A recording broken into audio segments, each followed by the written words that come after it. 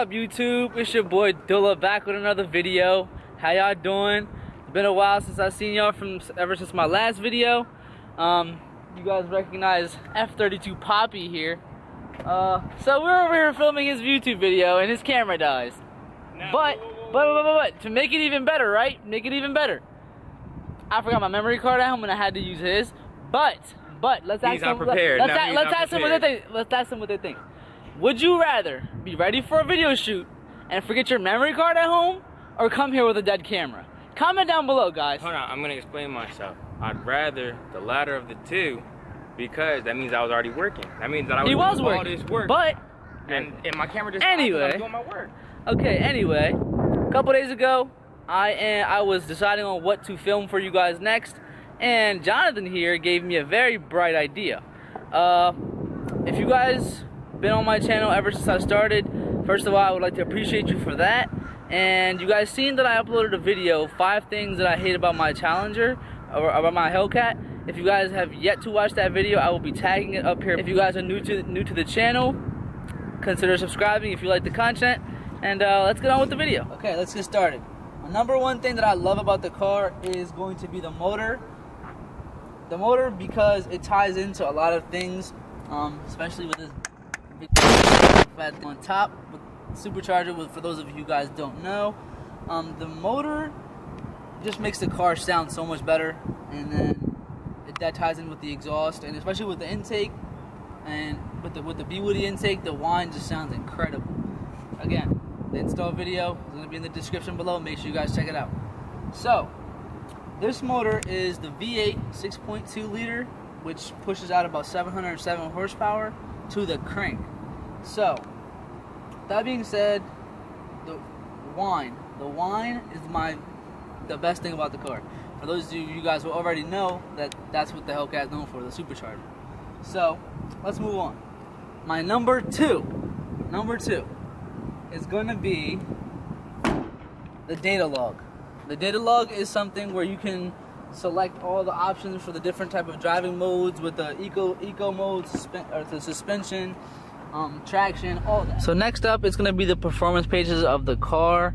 As you guys can see, it times you your 0 to 60s, your 0 to 100, a quarter mile, your miles per hour. It tells you the last, best, and you can save it, everything. As you guys can see, I haven't tried any of these yet.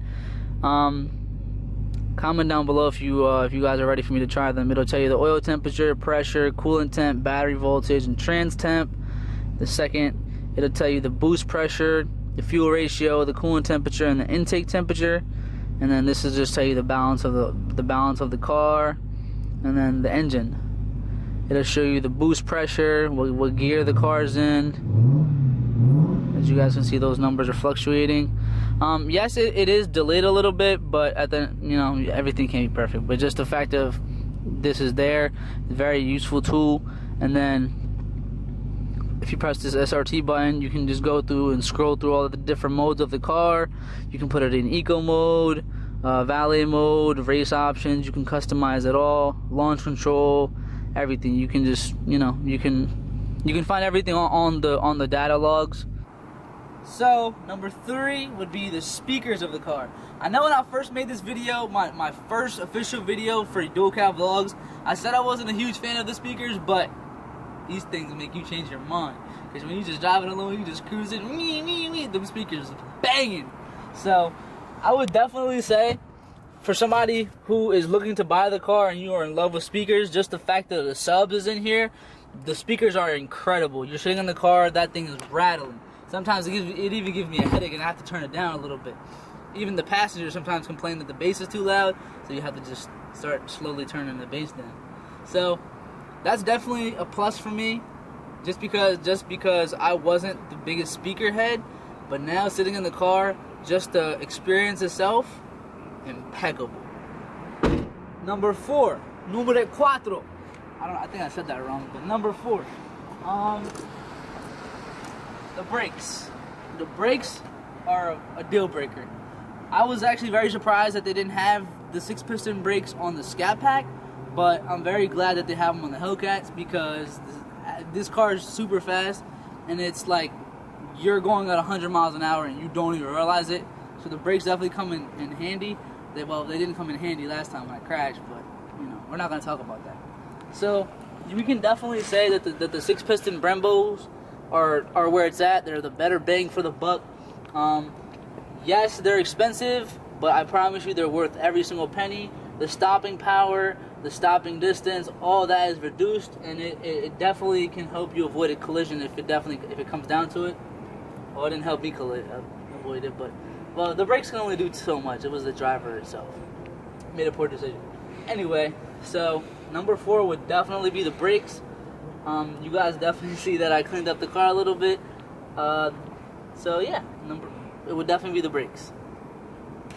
Next up is going to be just how wide the car is. Yes, the car looks a lot wider than it like actually feels, but when you're sitting in the car, it feels like you're in a big bulky car. It feels like you're in a truck.